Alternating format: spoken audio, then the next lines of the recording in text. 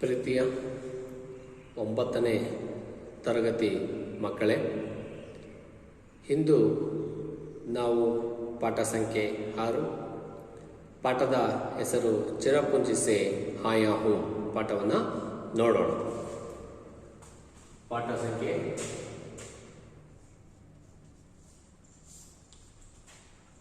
6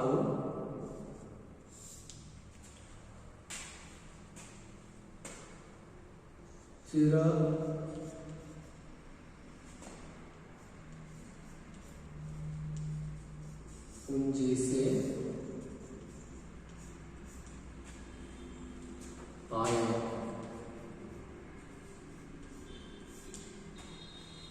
हो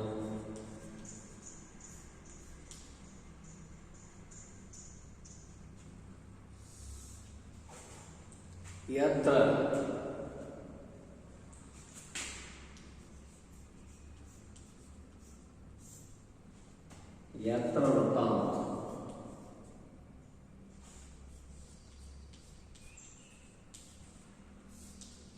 वृत्तांत लेखक प्रदीप पंत.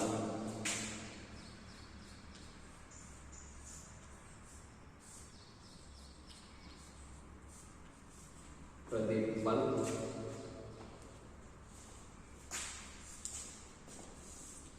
9वीं कक्षा.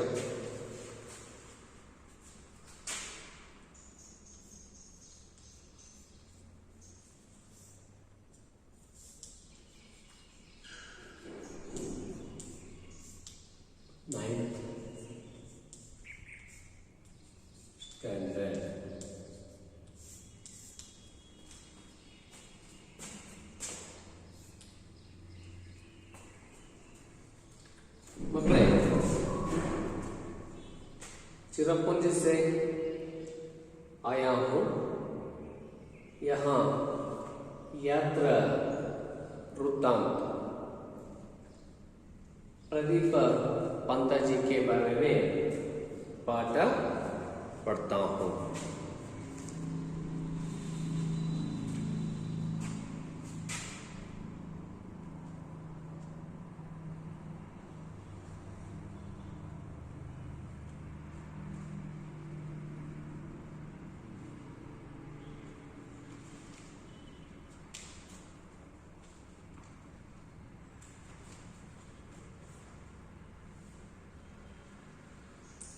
छब्बीस 24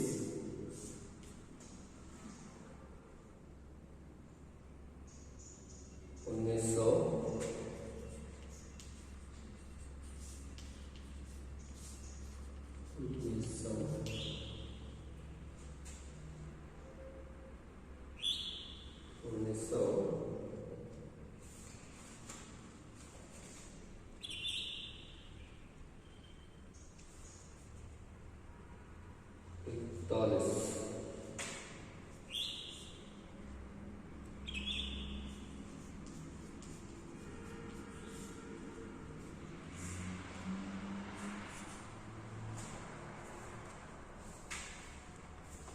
ಮೊದಲಿಗೆ ಈ ಒಂದು ಪಾಠದ ಲೇಖಕರ ಪರಿಚಯವನ್ನು ನೋಡೋಣ ಮಕ್ಕಳೇ. यहाँ किताब देखिए. प्रदीप पंत जी का जन्म लखनऊ के हल्द्वानी उत्तराखंड में 24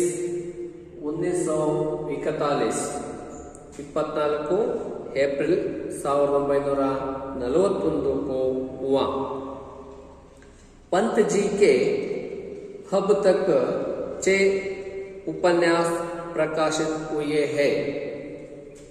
पंत जी की कन्नड़ में अनुदित कहानियों का संकलन न्याय मुक्त इतर कथेगुल शीर्षिके से प्रकाशित है. पंत जी के देश विदेश की यात्रा संस्मरण के 4 संकलन है. पंडित जवाहरलाल नेहरू पर उत्कृष्ट लेखन के लिए पंत जी को जर्नलिस्ट वेलफेयर फाउंडेशन का हीरो भ्रमण पुरस्कार, उत्तर प्रदेश हिंदी संस्था का प्रेमचंद अनुशासन पुरस्कार, हिंदी अकादमी द्वारा 2 बार साहित्यिक कृति पुरस्कार प्राप्त है। साहित्यकार सम्मान उत्कृष्ट व्यंग्य लेखन के लिए हिंदी भावना नहीं दिल्ली का व्यंग्यश्री सम्मान भी प्राप्त हुई है। ಮಕ್ಕಳೇ, ಈ ಒಂದು ಪ್ರದೀಪ್ ಪಂತ್ಜಿ ಕವಿತಾ ಮೇ ನೆನಪಿಡಬೇಕಾಗಿರುವಂಥ ಅಂಶಗಳು ಯಾವಪ್ಪ ಅಂತ ಹೇಳಿದ್ರೆ, ಅವರು ಜನ್ಮ ಕಬ್ ಹುವಾ ಇದಿಷ್ಟನ್ನ ನೆನಪಿಟ್ಕೋಬೇಕು. ಮೊದಲು लखनऊ में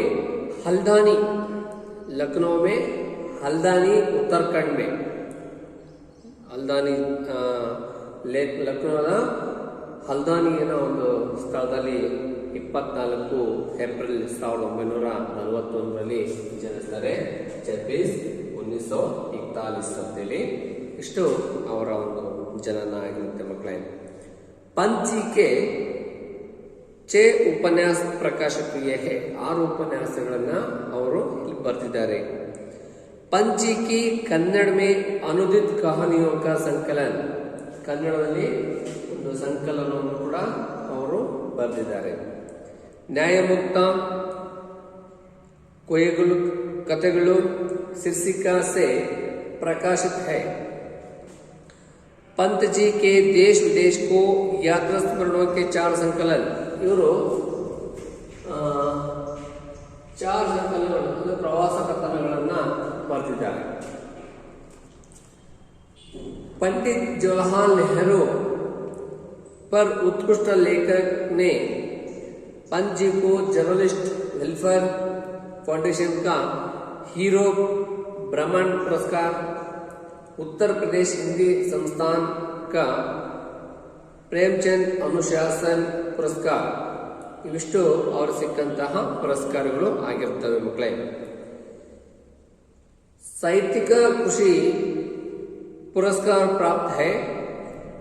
साहित्यकार सम्मान उत्कृष्ट व्यंग्य लेखन के लिए हिंदी भवन और दिल्ली का व्यंग्यश्री सम्मान प्राप्त हुई है. ಇವರಿಗೆ ವ್ಯಂಗ್ಯಶ್ರೀ ಅನ್ನೋ ಒಂದು ಸನ್ಮಾನ ಕೂಡ ಇವರಿಗೆ ದೊರೆತಿದೆ. ಹಾಗಾಗಿ ಇದಿಷ್ಟು ಪ್ರದೀಪ್ पंत जी का लेखक का परिचय. मಕ್ಕಳೇ,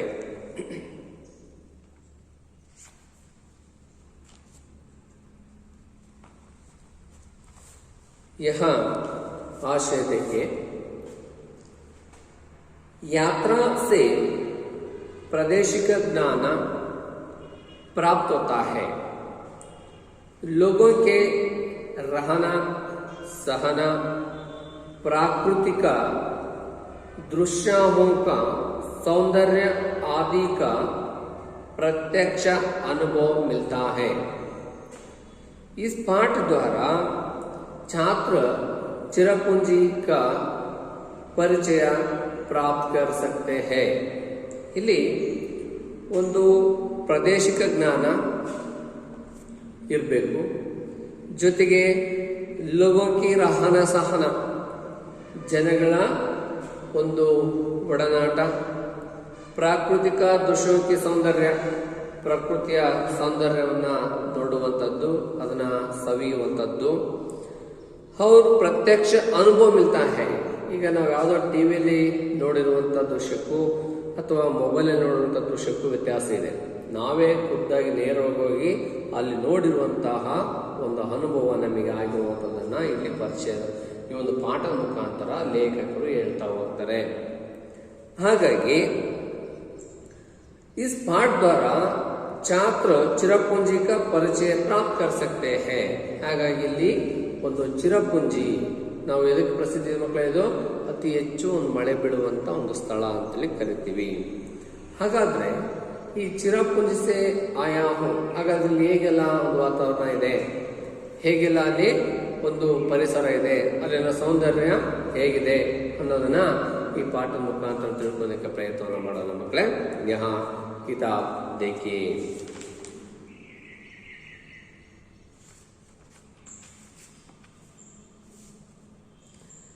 मेघालय यानी बादलों का घर और मेघालय की राजधानी शिलांग एक हरा भरा परिवर्तनीय नगर, जहां हर वक्त बदल उमड़ाते गुमड़ाते रहते हैं. इतना बड़ा स्वच्छ सुंदर परिवर्तीय नगर उत्तर भारत में कहीं नहीं है. ऐसे हरितिम्मा भी शायद ही कहीं देखने को मिले. शिलांग से चिरपुंजी की ओर जाता मार्ग दोनों ओर पहाड़ों और दरगाते से पटा पड़ा है. यहाँ ऊंच नीच संपर्क रास्ते को पर करते हुए दिखाई पड़ते हैं. बदल बहाती है, सुहानी हवा और कभी कभी हो जाती है बूंद भांति. हमारी जीप शिलांग से 53 किलोमीटर दूर चिरपुंजी की ओर बढ़ी रही है. मेरे साथ राज्य के एक अधिकारी श्री संगम और उनके 2 दोस्तों बैठे हैं. मैं जीप की खिड़की बंद करते हुए संगम से पूछता हूँ, क्या साल भर यहाँ वर्षा होती रहती है? जी हाँ, संगम कहते हैं. आपको जानकर तजुब होगा कि मेघालय में कामता से ज्यादा पान बिजली का उत्पादन होता है. हम अतिरिक्त बिजली अन्य राज्यों को दे देते हैं. ऐसा मैं सचमुच आश्चर्य से पूछता हूँ. संगम कहते हैं, वैसे यदि यहाँ सभी गांव बिजली से जगमगा उठे तो भी अतिरिक्त बिजली का उत्पादन होता रहेगा. हम पहाड़ों को तिहाराते हुए आगे बढ़ रहे हैं. सड़क के उस पर पहाड़ी कुहारे से घिरी हुई है. 3 पर्वतीय अंचलों में बांट हुआ है. मेघालय काशी पर्वत, घोरा पर्वत और जयंती पर्वत और इन्हीं 3 पर्वतीय अंचलों से बने हैं. 5 जिले, हर अंचल की अपनी अलग संस्कृति है. रीति रिवाज, पर्व, उत्साह, लेकिन हर कहीं पारिवारिक व्यवस्था मातृसत्तात्मक है. भूमि, धन, संपत्ति सब मां से बेटी को मिलते हैं. ಮಕ್ಕಳೇ, ಇದಿಷ್ಟು ಈ ಒಂದು ಅವಧಿಯಲ್ಲಿ ನೋಡೋಣ. ಉಳಿದಿರುವಂಥದ್ದನ್ನ ಇನ್ನೊಂದು ಅವಧಿಯಲ್ಲಿ ಪರಿಚಯವನ್ನು ಮಾಡ್ಕೊಳ್ಳೋಣ. ಈಗ ಇದರ ಒಂದು ಹಿಂದಿಯ ಸಾರಾಂಶವನ್ನ ನೋಡ್ಕೊಂಡ್ ಬರೋಣಲ್ವಾ. ಯಹಾ ಕಿತಾಬ್ ದೇಖಿಯೇ.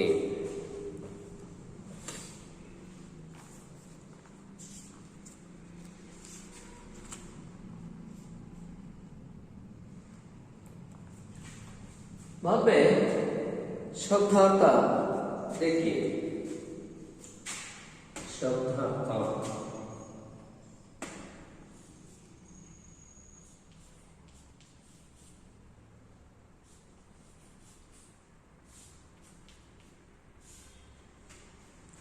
उमड़,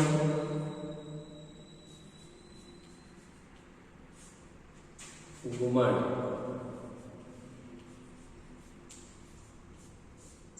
उमड़ गुमड़ ಆವರಿಸು,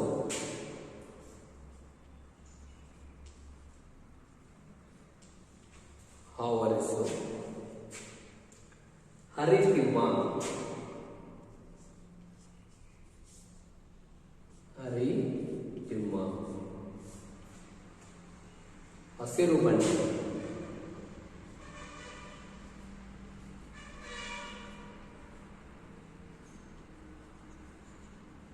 ಹಸಿರು ಬಣ್ಣ. ದರಖಾತ,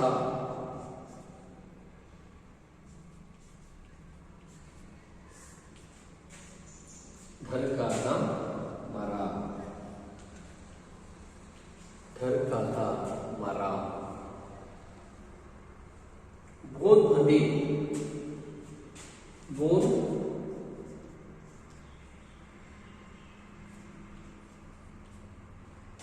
भांति, बूंद भांति. मಳೆ, जल विद्युत,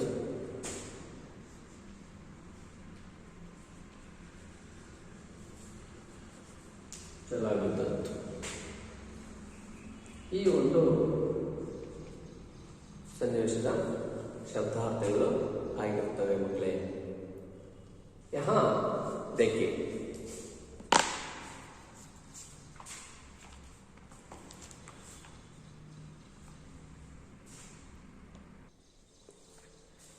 यहाँ ಮಕ್ಕಳೇ ಹಿಂದಿ ಸಾರಾಂಶವನ್ನ ನೋಡೋಣಲ್ವಾ. यात्रा से प्रादेशिक ज्ञान प्राप्त होता है. लोगों के रहना सहना, प्राकृतिक दृश्यों का सौंदर्य आदि का प्रत्यक्ष अनुभव मिलता है. इस पाठ द्वारा छात्र चिरपुंजी का परिचय प्राप्त कर सकते हैं.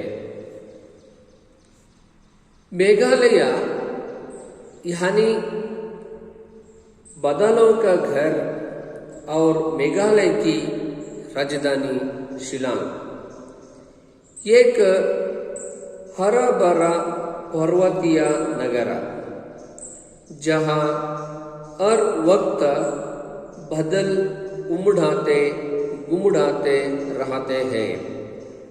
इतना बड़ा स्वच्छ सुंदर पर्वतीय नगर उत्तर भारत में कहीं नहीं है. शिलांग से चिरपुंजी की ओर जाता मार्ग दोनों ओर पहाड़ों और पेड़ों से पड़ा है. भालका रास्ते को पर करते हुए दिखाई पड़ते हैं. सुहानी हवा बहाती है. लेकर के जीप शिलांग से 25 किलोमीटर दूरी चिरपुंजी की ओर बढ़ा रही तो उनके साथ राज्य के एक अधिकारी श्री संगम और उनके 2 मित्र बैठे थे. लेखक जीप के खिड़की बंद करते हुए संगमा से पूछ की क्या साल भर यहाँ बारिश होती रहती है। ने जी हाँ कहा। मेघालय में क्षमता से ज्यादा पानी बिजली का उत्पादन होता है। बिजली को अन्य राज्यों को दे देते हैं। लेकर तजुब से पूछा कि ऐसा वे सब पहाड़ों को निहराते हुए आगे बढ़ा रहे थे। सड़क के उस पर पहाड़ी कुहारे से दीरी हुई थी। मेघालय 3 पर्वतीय अंचल में बांट हुआ है। काशी पर्वत, गौर पर्वत और जयंती पर्वत। इन्हीं 3 पर्वतीय अंचलों से 5 जिले बने हैं। हर प्रांत को अपनी अलग संस्कृति है। रीति रिवाज, पर्व, उत्सव भिन्न भिन्न है, लेकिन हर कहीं पारिवारिक व्यवस्था मातृसत्तात्मक है। भूमि, धन, संपत्ति सब माँ से बेटियों को मिलती है। बेटियों को मिलती है। ಇದಿಷ್ಟು ಈ ಒಂದು ಪಾಠದ ಹಿಂದಿಯ ಸಾರಾಂಶ ಆಗಿರುತ್ತದೆ. ಈಗ ನಾವು ಇದರ ಒಂದು ಕನ್ನಡ ಸಾರಾಂಶವನ್ನು ನೋಡ್ತಾ ಬರೋಣ. ನೋಡೋಣಲ್ವಾ? यहाँ ध्यान से सुन सकता है. ಮೇಘಾಲಯದ ರಾಜಧಾನಿ ಶಿಲಾಂಗ್. ಮೇಘಾಲಯ ಇದು ನಮ್ಮ ಭಾರತದಲ್ಲಿ ಬರುವಂತಹ ಒಂದು ರಾಜ್ಯ. ಈ ಮೇಘಾಲಯದ ರಾಜಧಾನಿ ಶಿಲಾಂಗ್. ಈ ಶಿಲಾಂಗ್ ಅಲ್ಲಿ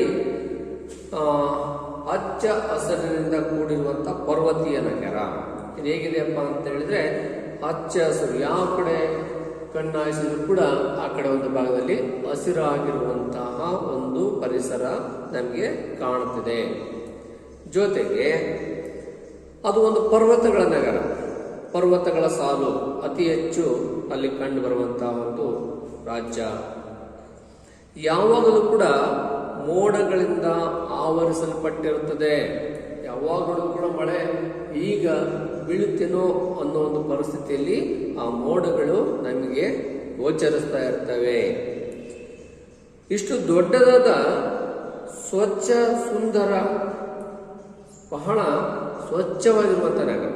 ಬಹಳ ಗಲೀಜು ಅಥವಾ ಹಾಗೆ ಹೀಗೆ ಅಂತ ಇಲ್ಲ. ಅದು ಬಹಳ ಸ್ವಚ್ಛವಾಗಿರುವಂತಹ ಪರಿಸರದ ಒಂದು ಸೊಬಗನ್ನ ಹೊಂದಿರುವಂತಹ ಒಂದು ನಗರಿ, ಅದೇ ಮೇಘಾಲಯ ಅಥವಾ ಶಿಲಾಂಗ್. ಮೇಘಾಲಯ ರಾಜಧಾನಿ ಯಾವುದು? ಶಿಲಾಂಗ್.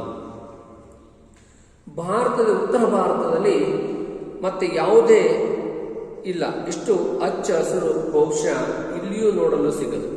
ಈ ಉತ್ತರ ಭಾರತವನ್ನು ನಾವು ತಗೊಂಡ್ರೆ ಹಚ್ಚ ಹಸಿರಾಗಿರುವಂತಹ, ಸ್ವಚ್ಛವಾಗಿರುವಂತಹ, ಪರ್ವತಗಳನ್ನು ಹೊಂದಿರುವಂತಹ, ಮೋಡಗಳ ಹೊಂದಿರುವಂತಹ ಒಂದು ರಾಜ್ಯ ಅಥವಾ ಒಂದು ರಾಜಧಾನಿ ಈ ನಮ್ಮ ಉತ್ತರ ಭಾರತದಲ್ಲಿ ಇದು ಒಂದೇ ಇರ್ಬೋದು ಅನ್ನಿಸೋ ಒಂದು ಭಾವ ನಮಗೆ ಕಂಡು ಬರುತ್ತೆ. ನಾವೇನಾದ್ರಲ್ಲಿ ಪ್ರಾತ್ಯಕ್ಷಿಕವಾಗಿ ಆ ಒಂದು ಸ್ಥಳವನ್ನು ನೋಡ್ತಾ ಇದ್ರೆ ಅಥವಾ ಅಲ್ಲಿನ ಒಂದು ವಾತಾವರಣವನ್ನು ಗಮನಿಸಿದ್ದೇ ಆಗಿದ್ರೆ ನಾವು ಅದರ ಒಂದು ಸ್ವ ಅನುಭವವನ್ನು ಹೇಳ್ಬೋದು. ಯಾರಾದ್ರೂ ನೋಡಿದ್ರೆ ಮಕ್ಕಳೇ? ಹಾಗಾಗಿ ಶಿಲಾಂಗ್ ಎಲ್ಲಿಯೂ ನೋಡಲು ಸಿಗದು. ಶಿಲಾಂಗ್ನಿಂದ ಚಿರಪುಂಜಿಯ ಕಡೆ ಮಾರ್ಗದ ಎರಡೂ ಬದಿಯಲ್ಲಿ ಪರ್ವತಗಳು ಹಾಗೂ ವೃಕ್ಷಗಳಿಂದ ಕೂಡಿದ ಇದು ಹೇರು ತಗ್ಗುಗಳಿಂದ ಕೂಡಿ ಹಾವಿನ ಆಕಾರದ ರಸ್ತೆಯಾಗಿದೆ. ರಸ್ತೆಯನ್ನು ಕ್ರಮಿಸುವಾಗ ಮೋಡಗಳು, ತಂಪಾಗಿ ಬೀಸುವ ಗಾಳಿ ಮತ್ತು ಅಲ್ಲಲ್ಲಿ ಆಗಾಗ ಮಳೆಯ ಹನಿಗಳು.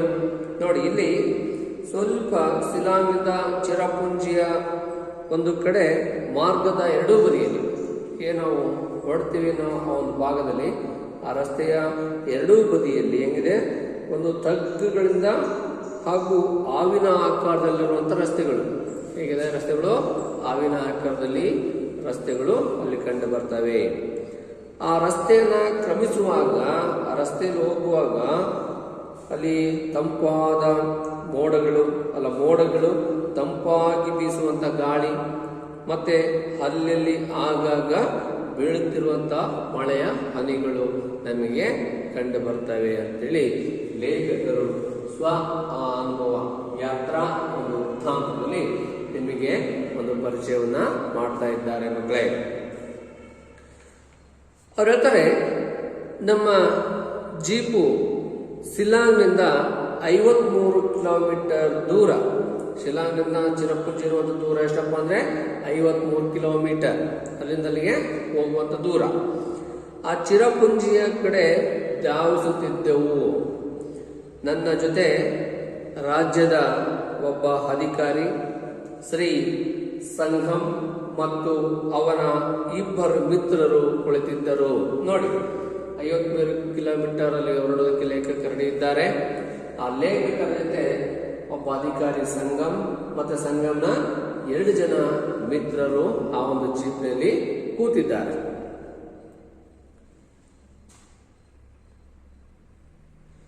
ಮಿತ್ರರು ಕುಳಿತಿದ್ದರು. ನಾನು ಜೀಪಿನ ಕಿಟಕಿಗಳನ್ನು ಮುಚ್ಚುತ್ತಾ ಸಂಗಮ್ ಅವರ ಕೇಳಿದೆ. ಅವ್ರು ಕೇಳ್ತಾರೆ, ಇಲ್ಲಿ ವರ್ಷ ಪೂರ್ತಿ ಮಳೆ ಬರ್ತದೆಯೇ ಅಂತೇಳಿ ಲೇಖಕರು ಸಂಗಮನ್ನ ಕೇಳ್ತಾರೆ. ಅದಕ್ಕೆ ಸಂಗಮ್ ಹೇಳ್ತಾರೆ, ಹೌದು ಎಂದು ಸಂಗಮ್ ಹೇಳಿದರು. ನಿಮಗೆ ಆಶ್ಚರ್ಯವಾಗಬಹುದು, ಮೇಘಾಲಯ ವ್ಯಾಪಾರ ವ್ಯವಹಾರಗಳಿಂದ ಹೆಚ್ಚು ಜಲ ವಿದ್ಯುತ್ ಉತ್ಪಾದನೆಯಾಗುವಂಥದ್ದು ತಿಳಿದು ಬಂದಿರಲಿದೆ. ಈ ಒಂದು ರಾಜ್ಯದಲ್ಲಿ, ಮೇಘಾಲಯದಲ್ಲಿ ಅತಿ ಹೆಚ್ಚು ಮಳೆ ಆಗ್ತಾ ಇದೆ. ಜೊತೆಗೆ ಅಲ್ಲಿನ ವ್ಯಾಪಾರಕ್ಕಿಂತ ವಿದ್ಯುತ್ತನ್ನ ಅತಿ ಹೆಚ್ಚು ತಯಾರು ಮಾಡುವಂತ ಒಂದು ರಾಜ್ಯ ಆಗ್ಬೋದು ಅಂತ ಲೇಖಕರ ಊಹಿಸುವ ಒಂದು ಪ್ರಶ್ನೆ. ಅದಕ್ಕೆ ಅವ್ರು ಹೇಳ್ತಾರೆ, ನಾವು ಹೆಚ್ಚು ವಿದ್ಯುತ್ ಶಕ್ತಿಗಳನ್ನ ಇತರ ರಾಜ್ಯಗಳಿಗೆ ನೀಡುತ್ತೇವೆ. ಅಲ್ಲಿ ತಯಾರು ಮಾಡಿದಂಥ ವಿದ್ಯುತ್ತನ್ನ ಬೇರೆ ಬೇರೆ ರಾಜ್ಯಗಳಿಗೆ ಮುಂದೆ ಮಾಡ್ತಾರೆ, ವರ್ಗಾವಣೆಯನ್ನು ಮಾಡ್ತಾರೆ, ಕೊಡ್ತಾರೆ. ಓ ಹಾಗೋ ಎಂದು ನಾನು ನಿಜವಾಗಿಯೂ ಆಶ್ಚರ್ಯದಿಂದ ಕೇಳಿದೆ. ಹಾಗೆ ಇಲ್ಲಿ ಊರುಗಳು ವಿದ್ಯುತ್ ದೀಪಗಳಿಂದ ಸದಾ ಬೆಳಗುತ್ತಿದ್ದರೂ ಸಹ ಹೆಚ್ಚುವರಿ ವಿದ್ಯುತ್ ಶಕ್ತಿಯ ಉತ್ಪಾದನೆಯಾಗುತ್ತದೆ ಎಂದು ಸಂಗಮ್ ಹೇಳಿದರು. ಸಂಗಮ್ ಲೇಖಕರು ಹೇಳ್ತಾರೆ, ಇಲ್ಲಿ ಅತಿ ಹೆಚ್ಚು ಮಳೆ ಆಗ್ತಾ ಇದೆ. ಮಳೆ ಬಿದ್ದಂತ ಮುಖಾಂತರ ಅದನ್ನ ವಿದ್ಯುತ್ತನ್ನು ತಯಾರು ಮಾಡಿ ಅತಿ ಹೆಚ್ಚು ವಿದ್ಯುತ್ತನ್ನ ಉತ್ಪಾದನೆ ಮಾಡುವಂತ ಒಂದು ಜಿಲ್ಲೆ ಕೂಡ, ಒಂದು ರಾಜ್ಯ ಕೂಡ ಇದಾಗಿದೆ ಅಂತೇಳಿ ಸಂಗಮ್ ಅವರು ಇಲ್ಲಿ ಪ್ರದೀಪ್ ಪಂತಜಿ ಅವರಿಗೆ ಹೇಳ್ತಾರೆ. ಹಾಗಾದ್ರೆ ಈ ರಾಜ್ಯದಲ್ಲಿರುವಂತಹ ಎಲ್ಲ ಹಳ್ಳಿಗಳು ಪ್ರಜ್ವಲಿಸುತ್ತವ? ಯಾಕಂದ್ರೆ ವಿದ್ಯುತ್ ಅಲ್ಲಿ ಉತ್ಪಾದನೆ ಆಗೋದ್ರಿಂದ ಅಲ್ಲಿ ಎಲ್ಲಾ ನಗರಗಳು ವಿದ್ಯುತ್ನಿಂದ ಅಲಂಕೃತವಾಗಿ ಕಂಡು ಬರ್ತವೆ. ಉದಾಹರಣೆ, ನಾವೆಂಗೆ ಮೈಸೂರು ದಸರಾ ಅಂತ ಸಂದರ್ಭದಲ್ಲಿ ಮೈಸೂರು ಅರಮನೆ ವಿದ್ಯುತ್ ದೀಪಗಳಿಂದ ಕಂಗೊಳಿಸುತ್ತದೆಯೋ ಹಾಗೆ ಪ್ರತಿ ದಿನನೂ ಕೂಡ ಮಳೆಗಾಲದಲ್ಲಿ ವಿದ್ಯುತ್ತಿನಿಂದ ಕಂಗೊಳಿಸುತ್ತಿರುವಂತಹ ರಾಜಧಾನಿ ಮೇಘಶಿಲಾಂಗ್. ನಾವು ಪರ್ವತಗಳನ್ನ ನೋಡುತ್ತಾ ಮುಂದೆ ಸಾಗಿದೆವು. ಪರ್ವತಗಳನ್ನು ನೋಡ್ತಾ ಇವರು ಮುಂದೆ ಸಾಗ್ತಾರೆ. ಆ ರಸ್ತೆಯ ಪರ್ವತ ಮಂಜಿನಿಂದ ಆವೃತವಾಗಿತ್ತು. ರಸ್ತೆಯಲ್ಲಿ ಹೋಗ್ಬೇಕಾದ್ರೆ ಅಲ್ಲಿ ಏನಾಗಿತ್ತು, ಮಂಜು ಕವಿದಂತ ಒಂದು ವಾತಾವರಣ ಮುಂದೆ ಅವ್ರ ಜೀಪು ಮುಂದೆ ಸಾಗ್ತಾ ಇತ್ತು. 3 ಪರ್ವತ ಪ್ರಾಂತ್ಯಗಳು ಮೇಘಾಲಯ ಅಲ್ವಾ. ಇದು ಪರ್ವತಗಳ ನಗರಿ. ಈ ಮೇಘಾಲಯವು ಅಂಚು ಹೋಗಿದೆ. ಮೇಘಾಲಯ ಏನಿದೆ ಆ ಕಡೆ ಈ ಕಡೆಯಿಂದ ಅರ್ಧ ಅಂಚು ಹೋಗಿದೆ. ಇದಿಷ್ಟು ಈ ಒಂದು ಅವಧಿಯ ಪಾಠ ಆಗಿರ್ತದೆ ಮಕ್ಕಳೇ.